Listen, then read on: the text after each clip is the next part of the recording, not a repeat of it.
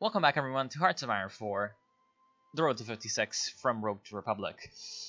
And this time we'll be trying to figure out what the hell is going on with Iraq, who is in the Comintern and is monarchist and has labor camps. What is actually happening? Where is this Iraq focus tree coming from? I guess it was added, and it's hilarious because it's really hilarious because Iraq was annexed and now it has come back, and the end of the monarchy, and they have a monarch. I don't know. Oh, was he always this weird? Yeah, I think Mao Zedong was always this weird in his portrait, but I just never noticed. Okay, so our troops are finally fully trained and ready, etc. So we can use them, hopefully. Now, we are going to have our armies reorganized a little bit. Wait, what? Right. We're going to have all of you here.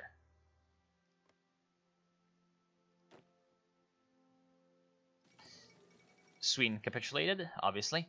And now we can delete at least some of these annoying ass templates from our list because we don't like them.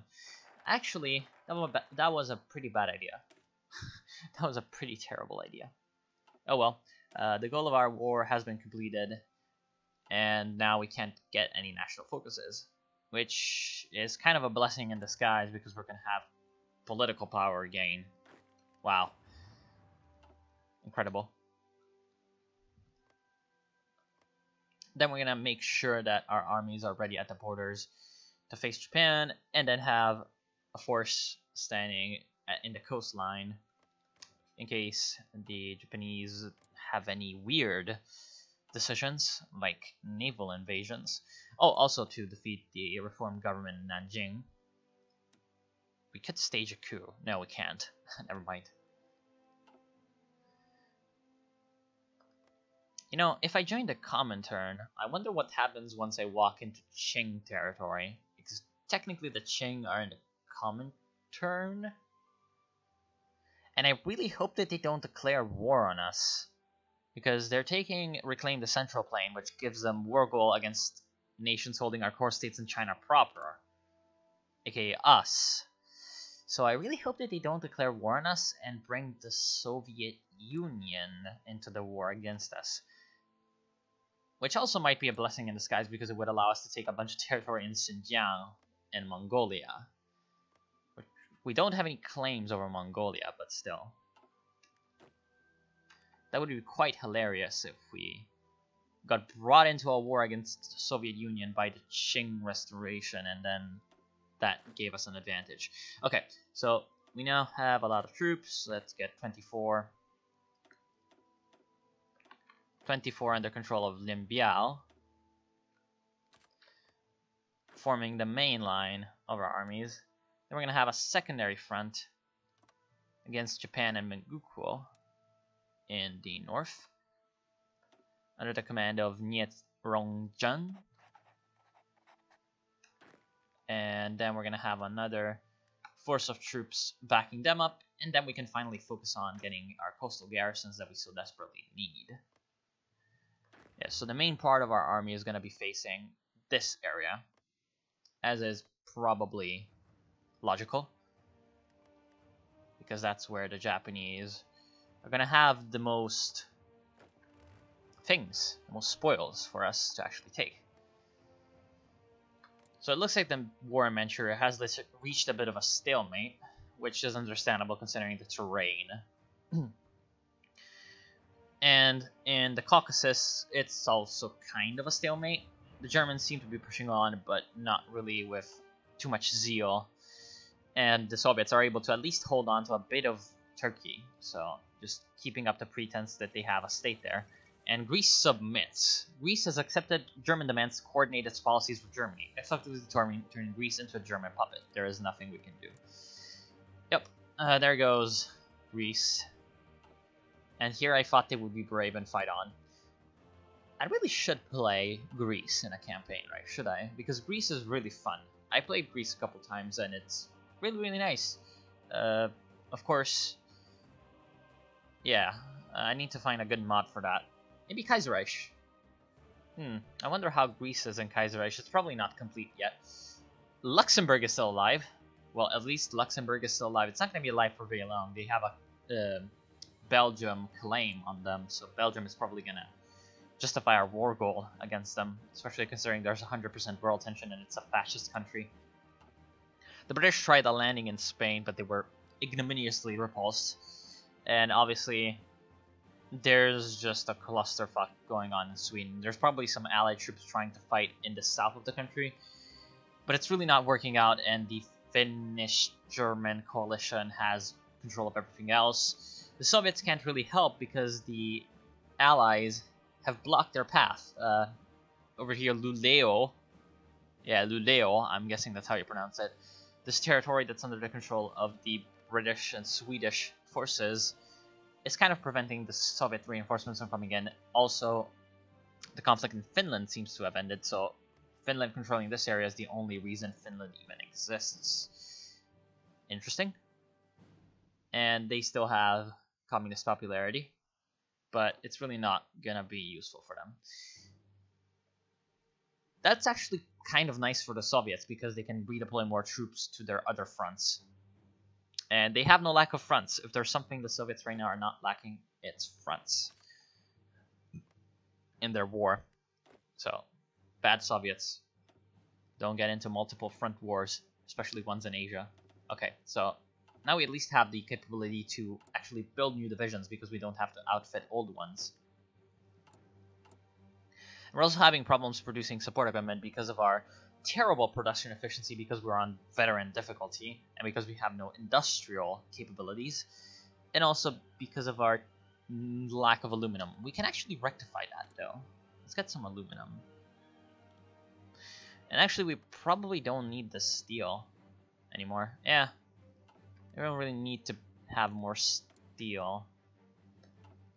We're not gonna trade for oil, though, because that would increase our convoy production, and when the war comes, the Japanese are gonna smash our convoys into dust. That is unless the United States smashes their fleet, which would be very nice. Would be very nice indeed. Unfortunately, these states don't have communist uprisings, which would mean that we would be able to defeat them by just increasing our party popularity. But oh well.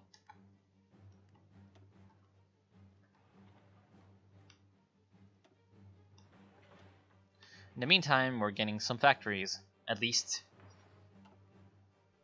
we're almost at 50 factories, and we still haven't gotten the event to actually found our nation, which I heard from inside sources is actually really hard to get.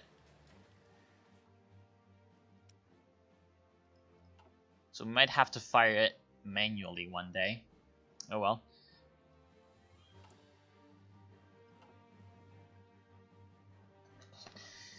Yeah, I would still like at least to be at war with Japan, so once we're ready, if there's one thing that I'm gonna do by event, which I'm gonna like you decide if it's cheating or not, is going to war with Japan, because, well,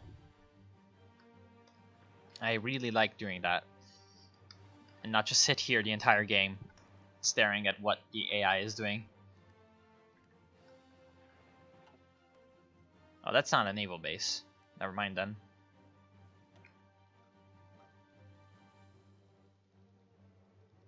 Okay, so let's check out more naval bases. Yeah, here. Looks like all of them have some kind of fortification on them, which is good. Problem is, Shanghai. We're gonna need to take that very quickly in the war to prevent the Japanese from just shipping forces over here and creating a second front that way. Oh well, we need to deal with that.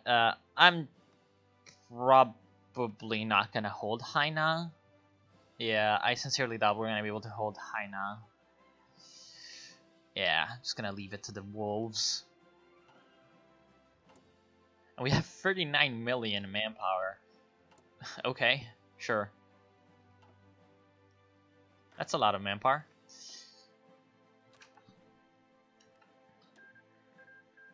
No, I'm not trying to draw things, I'm trying to strategically redeploy. Thanks. The Japanese, though, they're going to be running out of manpower one day because they're fighting an attrition war with the Soviets after fighting an attrition war with us. So while they have a lot of recruitable population modifiers working for them, such as spiritual mobilization and I'm guessing something else at least. No, okay, never mind. And the ability to conscript a lot of people. Alright, there's also the national character mod, but they don't appear to have anything weird. Yeah. How are things going over here? Yeah, as I expected, the Germans are just plowing on through, and eventually the Soviet Union is gonna lose. Which is going to be a problem, you know, because the Japanese are gonna be surrounding us on all sides. Because they're gonna take Mongolia, and they're gonna take Xinjiang with the help of the Germans coming in through here. Yeah, that's not very good. It's not very good, is it? And somehow the Axis has landed in Estonia as well. Interesting.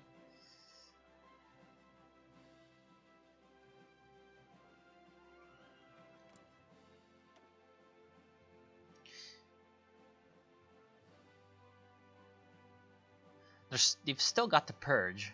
Damn. Well, that's bad. That's really bad for them. That's probably why they're losing so hard. I didn't think they'd still have the purge in 1940, but I guess it did happen, which is a problem. Welcome the victims. What's that? I'm really not sure what that is, but that's a lot of help to them. Still not enough to overcome the problems from the purge. Yeah, nobody likes the purge. Bad movie. Okay, I'm gonna stop now. That was a terrible joke. Eventually I'm gonna need dockyards too, eventually. So let's get some.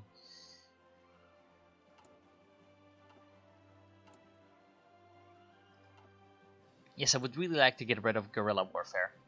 Because, yeah.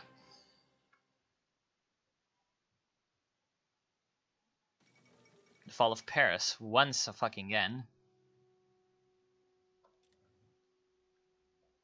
I guess it happened because they gave the province to Belgium. That's probably why. And another fall of... Game! Why? Oh, right. There's Africa too. And the Netherlands have landed in Benghazi. Okay. So, yeah, right. Okay, so the French commune still exists in Africa. And with the help of the British, they're getting destroyed. And the Germans are just running through the Middle East. And the Republic of Iran. Ooh. The Republic of Iran doesn't have a lot of troops. Despite the fact that they have selected mass forces, they're still not very well prepared. And there goes Iraq. So the Germans have yet more oil from Iraq. Great. One really easy way to win the war right now for the Soviet Union would be to move a unit here and take Yerevan. And that would cut off, well, the entire German snake that's just running through the Caspian Sea. I'm not even sure how that is even possible, that they went this way. I mean, they could just move this unit in over here. They'd have a river crossing to help them out, and then, oh look, that's 1, 2, 3, 4, 5, 6, 7, 8 divisions cut off. Then that's like 10 more divisions cut off, including like 2 Panzer divisions, no, 1 Panzer division and 7 motorized divisions. The AI sometimes. The AI. Let's not complain, because that's the only reason we're ever gonna have a chance of winning this campaign. So, yeah. We're still at least getting production underway of rifles. Still not enough to accommodate our needs of actual recruitment, but oh well. Does this area need more troops? Not for now. I'm not sure why there's one division that's assigned to this area. Okay. Oh, I know why, actually. Whatever. I don't really care. And now we can finally start building our coastal army. It's gonna be under Mao because, well, yeah, it's gonna be big. And Mao likes big things. I'm gonna guard a lot of things. The coastline, the ports, and the VPs. I don't want shit to happen to this army. We need 39 divisions to guard that. And I think, well, it may seem like a lot of divisions. I think it's a very, very good idea. Yeah.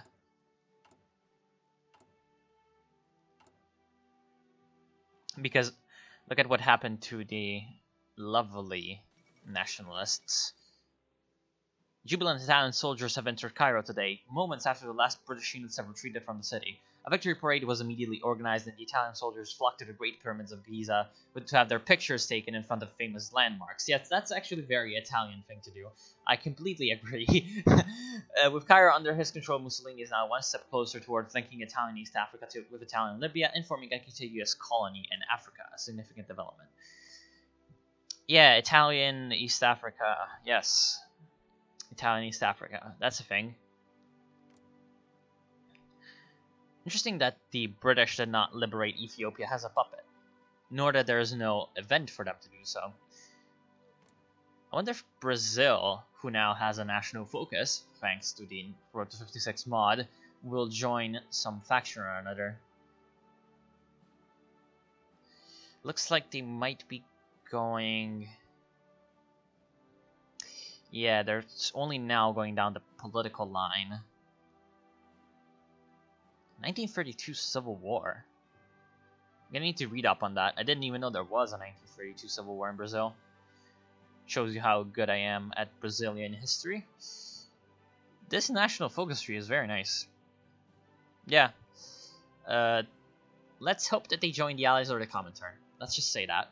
And let's hope that the United States moves its very, very hairy butt and actually does that.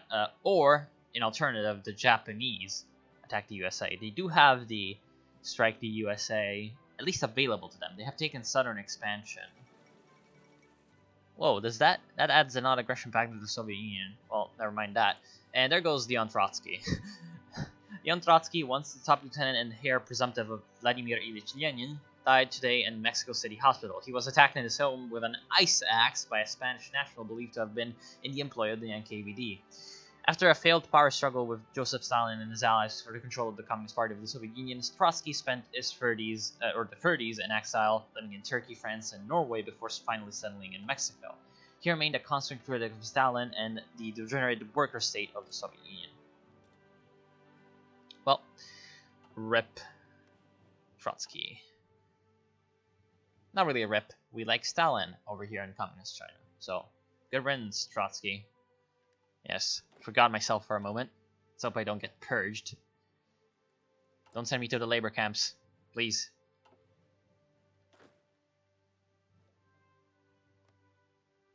Speaking of labor camps, oh yeah, right, Iraq was destroyed. Let's see the situation in the Middle East.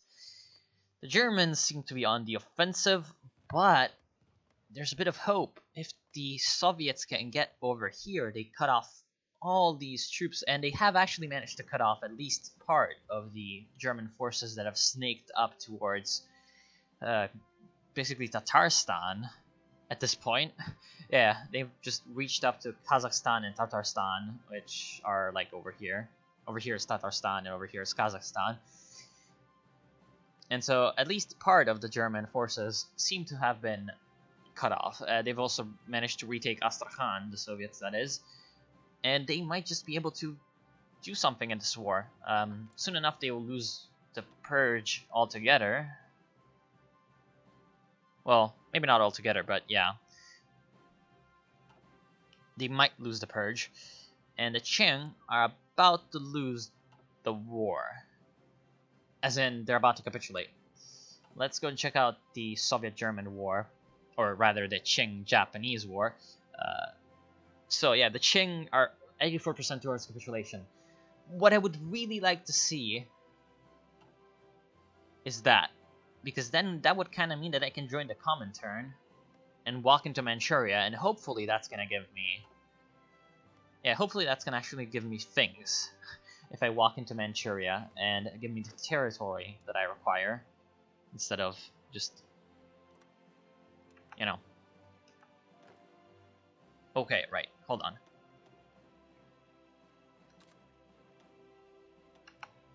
We need to increase our presence in Mongolia because the Japanese are there. And for some reason the AI does not strategically redeploy, which is extremely irritating. Yeah, I really hope that it's gonna give the territory over to us and not to the Qing. The owner technically is still the Qing. Oh god, the occupation mechanics of this game. I'm gonna have to read up on it before I make the decision. Yeah, I'm gonna ask in the forums maybe, I don't know. Well, whatever I'm gonna do, the Qing still have they still have Dalian, which is hilarious. Problem is, the Japanese might just be storming through, and they're gonna also take out the Soviets. Yeah, they're just gonna come from the east and destroy the Soviet Union.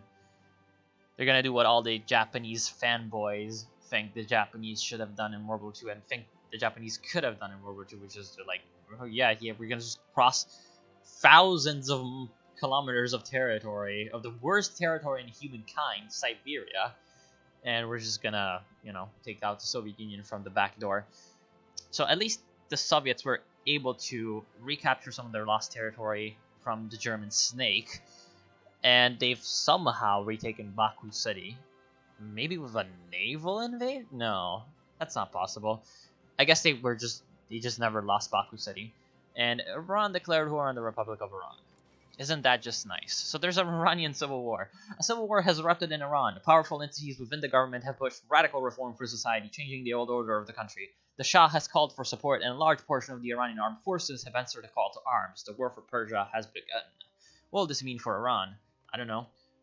Well, Mr. Ismail Shamshiri seems to have stirred up quite the ruckus by reforming into the Republic of Iran, and the Shah has come back and attempted a coup. Yeah, I'm not sure how that's gonna go, but what's interesting is that it's in the middle of World War II, and oh, Rip Ching. So one or the two sides may just receive aid from the Germans or the Soviets, which would be interesting to see. Or, you know, the Republic could just win because the Shah doesn't have any troops, which is weird. And there's also... Oh. Wait, what? I'm guessing they inherited... Yeah, they inherited all the national spirits, because this Iran has the normal neutral focus tree. So I'm like, how did they get these unique national spirits? And then, yeah, that's because they came from the Civil War, doofus. And Rip Shah. Nobody will miss you, dick.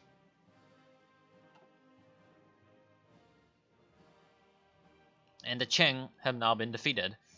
Now, what I would really, really like to see is for me to be able to take all this juicy land.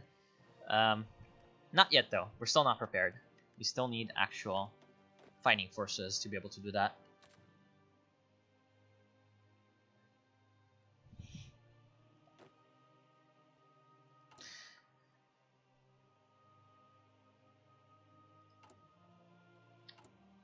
At the same time, I don't think the support equipment is ever going to help us particularly. Whereas more rifles is definitely going to help us.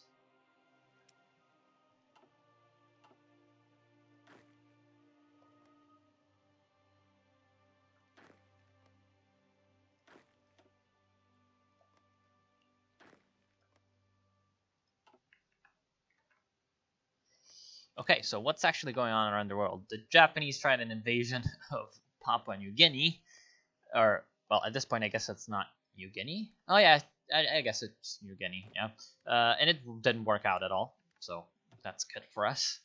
Well, we can get a captain of industry to increase our civilian factory construction speed, but what I would really like to do is something that decreases our manpower. Hopefully, decreases our manpower and gives us things. Because we have a bit of manpower. Just a bit. 10% recruitable population from political mobilization.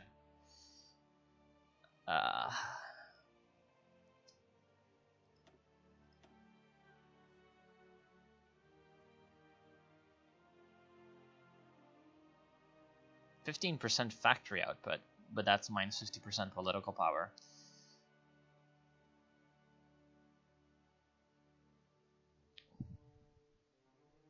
Military factory construction speed, division organization. Ooh. No, I don't want that. I don't want more manpower. Thanks. And that's research time decrease. That's also gonna help. Production efficiency. That doesn't seem very useful. Okay. Oh. If something decreases generate war goal tension limit, that means we can justify wars. Gonna have to keep that in mind, because if I can do it without, cheating, yeah, I'd like to do that. I dislike having to cheat. But even if it's for something that makes sense. Oh, but land doctrine research time. And army things, my lack of political power is kind of pissing me off in general.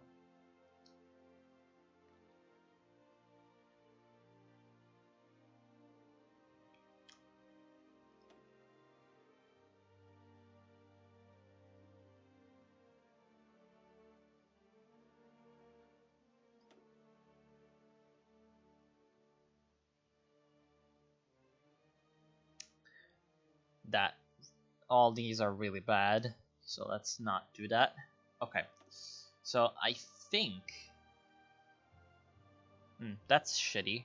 I mean, I would like some political power, but everything else is shitty about it. Okay, I think what I'm gonna do is I'm gonna take hierarchy. That minus 0.05 political power is not very useful. And I would also kind of like the research time, but it will also decrease my weekly national unity. Nobody likes that. Division attrition plus 15% is pretty bad, but both of these things, the military factory construction speed and the division organization, are really good. Of course, there's also the fact that eventually we're just gonna run out of space to build factories. Yeah, so maybe we should take an industrial concern instead and decrease our industrial research time.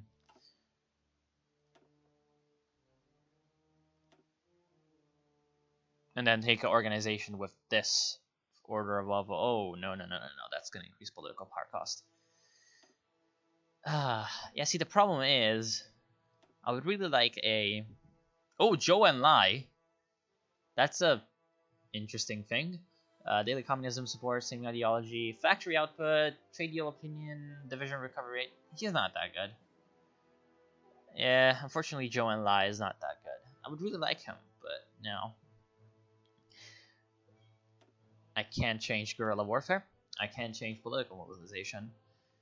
I could, though, change export focus. We have a lot of resources that we can export. Problem is, we'd export the steel. And we need the steel. Well, we don't need to go free trade. Oh, we do need to go free trade. That's going to decrease research time, decrease construction time, and increase factory output. Free trade is awesome. Okay, that's going to give us the most benefits, I think, at least for now. Because that 15% something factory output is actually going to increase. Yeah, but we don't have enough fucking steel. Oh, right, I forgot. Well, we just need to get some from the Soviets, but yeah, I forgot actually that that's gonna mean that even if we don't export it to anyone in particular, we're not gonna be able to use it, which is a stupid mechanic, in case any one of you from Paradox is watching. So now we've ended the part on a very high note of me being pissed at the game. Let's actually end it for now. I'm gonna come back to you in the next episode of From Rogue to Republic, in hopefully a little bit. Yeah, hopefully the Japanese don't surround us too soon and destroy us, but oh well. We'll just continue on with our own merry business in the next part, so I'm gonna see you then.